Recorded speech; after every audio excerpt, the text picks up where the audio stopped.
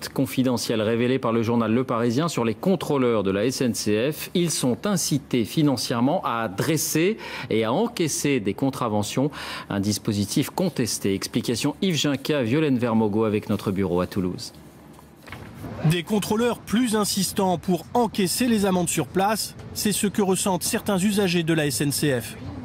J'avais une carte qui était expirée et en effet, il y avait quelques jours d'expiration et on m'a forcé à payer l'amende sur le champ. Oui. Quand on oublie de composter une fois depuis 15 ans, moi je suis abonné, enfin voilà, j'ai une carte fréquence. C'est vrai que j'étais en colère.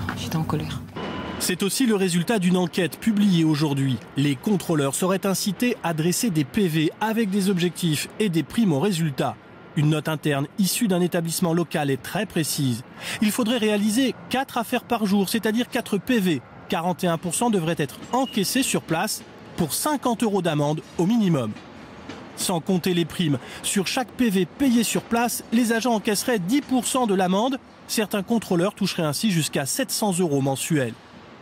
La direction de la SNCF dément qu'il existe des objectifs chiffrés, mais elle assume les primes aux résultats.